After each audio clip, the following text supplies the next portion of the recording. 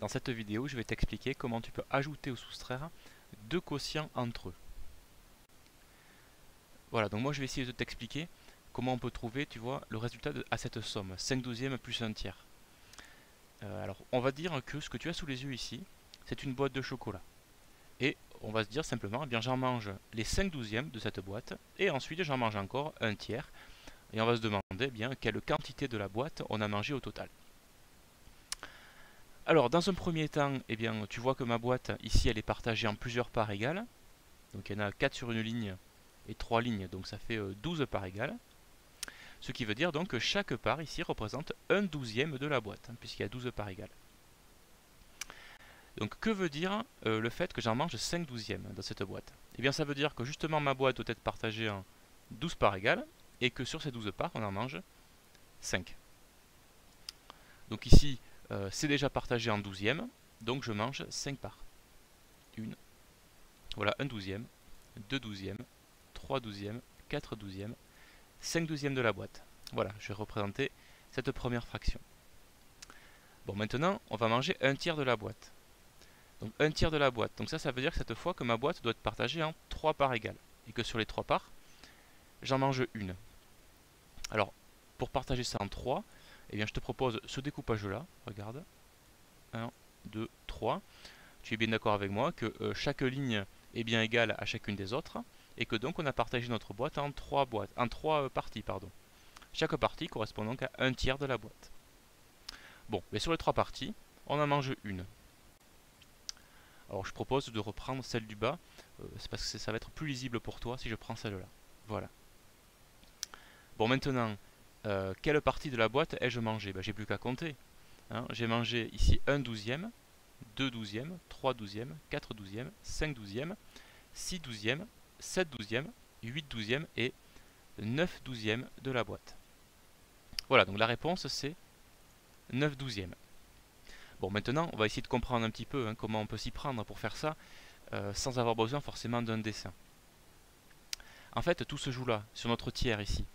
Un tiers, c'est relativement grand, un tiers. En tout cas, c'est grand par rapport à un douzième.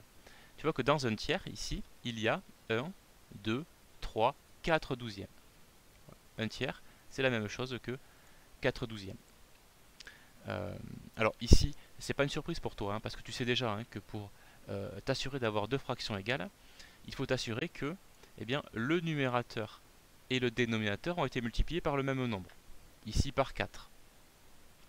Qu'est-ce que ça veut dire ça? Eh bien, ça veut dire qu'un tiers, c'est plus grand qu'un douzième. Donc ça veut dire que si tu fais des parts qui sont 4 fois plus petites, ici, il t'en faut donc 4 fois plus aussi pour obtenir la même chose. Tu vois, des parts 4 fois plus petites et il t'en faut 4 fois plus pour obtenir la même quantité.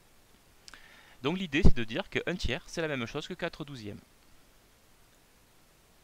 Donc je remplace un tiers par 4 douzièmes. Et une fois que c'est écrit comme ceci, c'est assez facile, 5 douzièmes plus 4 douzièmes, c'est bien égal à 9 douzièmes. Donc voilà en fait comment on s'y prend pour additionner deux fractions. Tu vois que si tu as compris, en fait, le point essentiel, c'est de s'assurer que les deux fractions ont le même dénominateur ici. C'est-à-dire qu'elles ont été partagées, si tu veux, que ta boîte de chocolat a été partagée en un même nombre de parts pour pouvoir facilement additionner ces parts. Alors pour terminer, si tu as compris, on va traiter un exemple qui est le suivant. Donc sachant que ce que je t'ai expliqué pour l'addition, c'est la même chose pour une soustraction, c'est la même règle. C'est-à-dire qu'il faut que les fractions aient le même dénominateur. Donc ici, on va se débrouiller pour écrire la fraction 4 cinquièmes en 15e, de façon à avoir le même nombre de parts dans la boîte.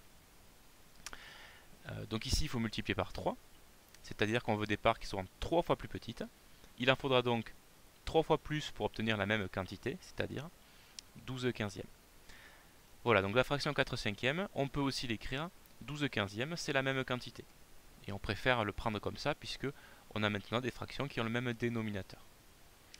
Donc maintenant, tu as 12 quinzièmes d'une boîte et tu enlèves 2 quinzièmes d'une boîte, et il te reste 12 moins 2 quinzièmes, c'est-à-dire 10 quinzièmes de la boîte.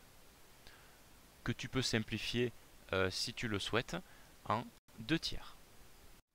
Voilà comment tu peux t'y prendre pour ajouter ou soustraire deux quotients.